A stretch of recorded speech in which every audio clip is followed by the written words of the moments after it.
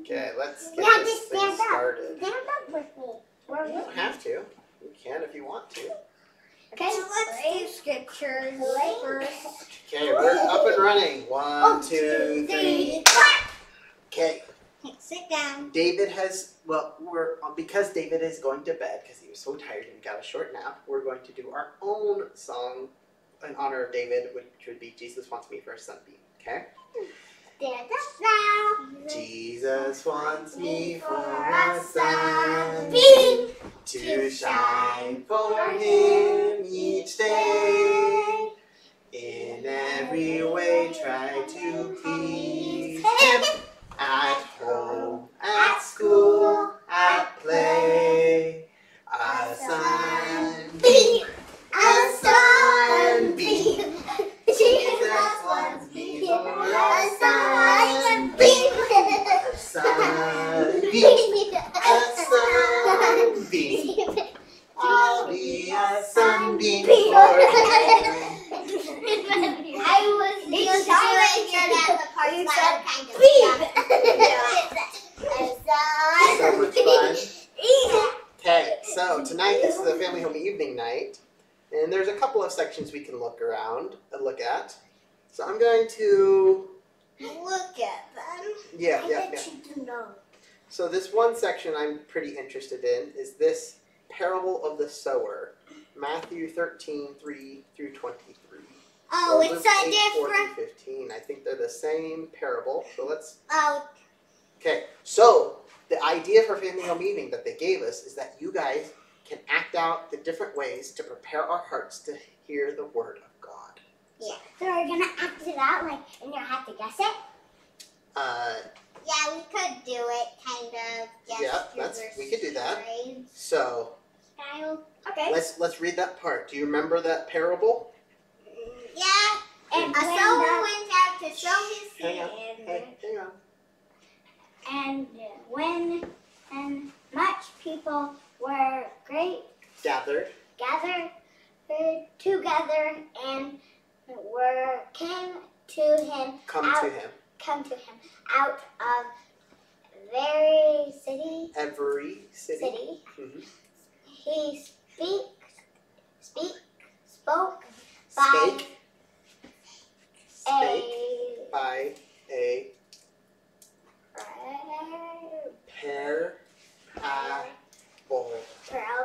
parable. Mm-hmm. A sower went out to sow his seed, and he sowed. Some fell on the wayside, and it was trodden down, and the fowls of the air devoured it. Okay, who's going to be our sower? I'll be it. Okay, so sow the seeds. Okay, now we need some falling by the wayside. Okay, and Can I do it? we need some birds to eat I this. can't be it, but Okay, tweet, tweet, tweet. Okay, now you And gotta go. this is the wayside, and the wool, and Here. I've got something for you. So work great, I think. a big. Seeds. These are the seeds, and are you going to actually open this? Yeah. Okay. So the plate will be the wayside. Wayside. So I'm gonna throw the seeds onto the plate. Here, just give you a little bit for this part. Okay. Oh. Okay. Wait. Let's get this in the view of the camera so the camera can see. Okay, sower. Who's our birds? Oh, look! There's these seeds. They fell by the wayside. Okay, you're gonna eat them? Eat the seeds. Eat them for real. You can eat them for real. Birds are eating the seeds Oh, and even the sower's eating a seed. because he knows that those seeds will not be a good idea. Okay. And some fell upon a rock, and as soon as it was sprung up, withered away because it lacked moisture. Okay. This book will be Okay, so who's going to be a seed that becomes into a plant? me. Okay, both of you? Okay. So anyway, I'm going to. Okay, sower, you need to plant two seeds two seeds need to fall onto a rock, okay? Okay. Here's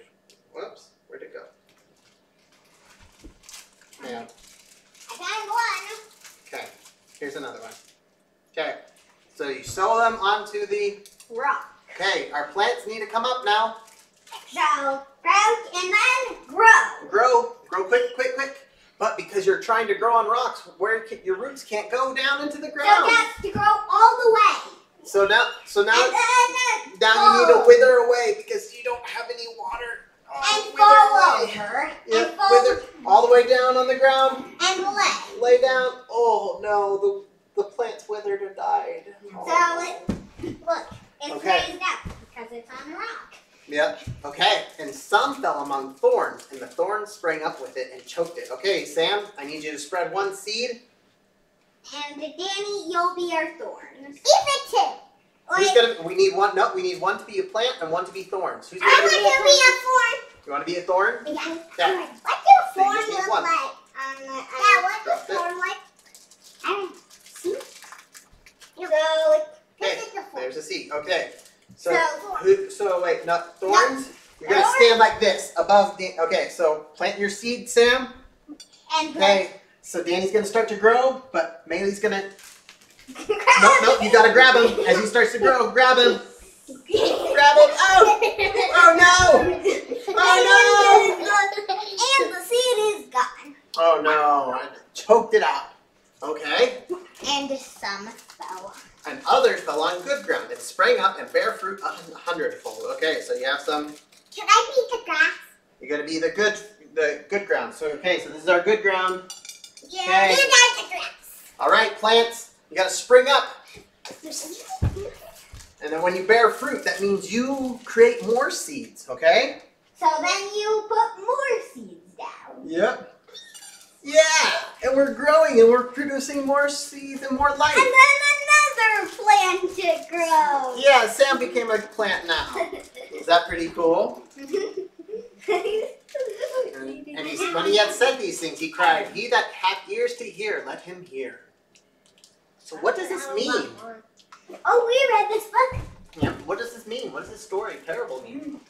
It means that, well, let's see. Well, the ground is supposed to be a people.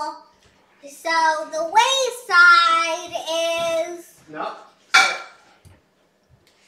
supposed to The ground is meant to be what we are thinking or something. all of these different things. So like, okay, let's see. The seed is the word of God. Okay?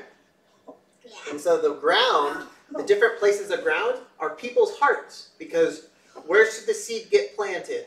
Where should the word of God get planted? Nope. We're not doing that Right in anymore. your heart. Sit down.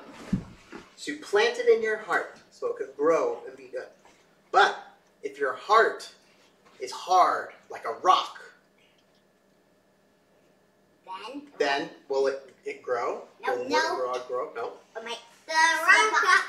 So It says, they that on the rock are they which, when they hear, receive the word with joy, and those have no root. For a while they believe, and in time of temptation they fall away. oh, and also What about you those skip that fall one. among thorns? What might be thorns in our lives? That you would I'm in charge of this lesson. I can go in whatever order I want. Okay.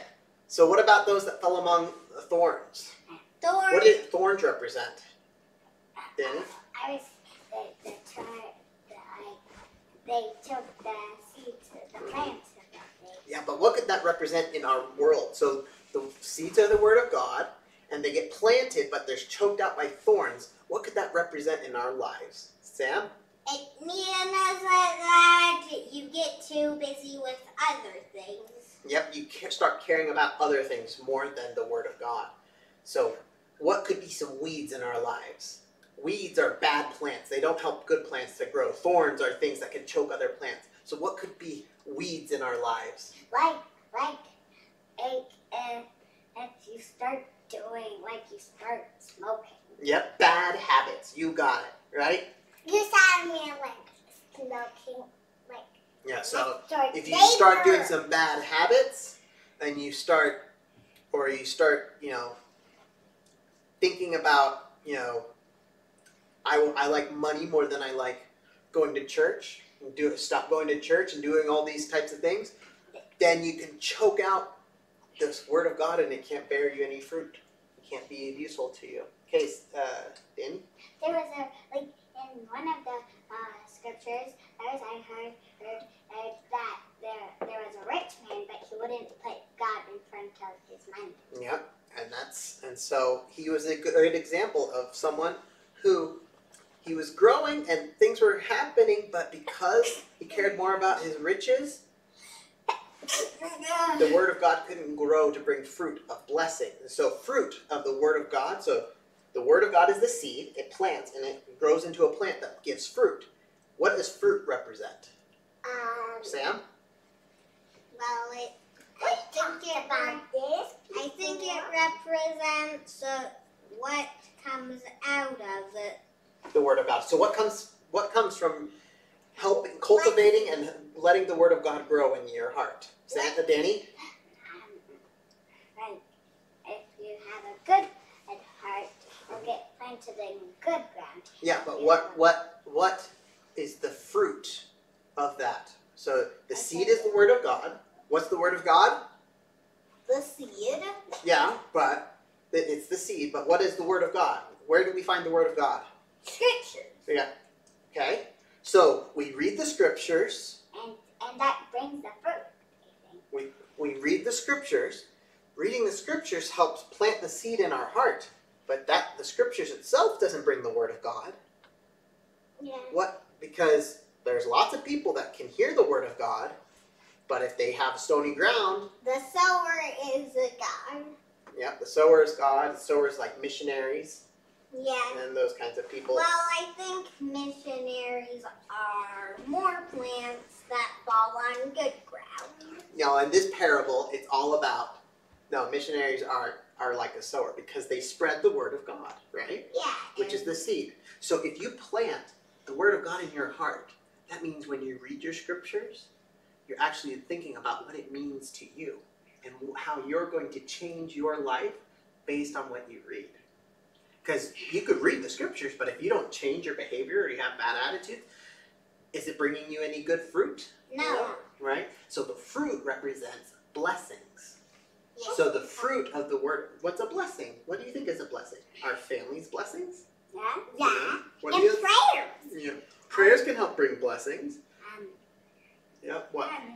The world is a blessing. The world is a blessing. All the wonderful things.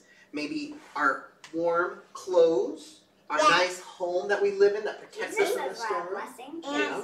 And Sam? I was just gonna say, in the fruit there is more seeds, which then multiplies it. Yeah. Well, that's a good point, right? Because when you bring forth fruit, the fruit can also have more seeds. What would that be? What would be a blessing in someone's life? What would be a blessing in mom and dad's life that would have some potential to be more seeds and more fruit? There's Hint. Us. That's right. Children, right? like I give it to you. Yeah, you are all blessings to us. We love you. And and we're so glad to have you in our life. Thank you. But that's because, we love you. And so, that's one of the blessings that we can have. Because God, when we follow God's commandments, we plant that seed, it brings forth good fruit with good seeds, which is our children.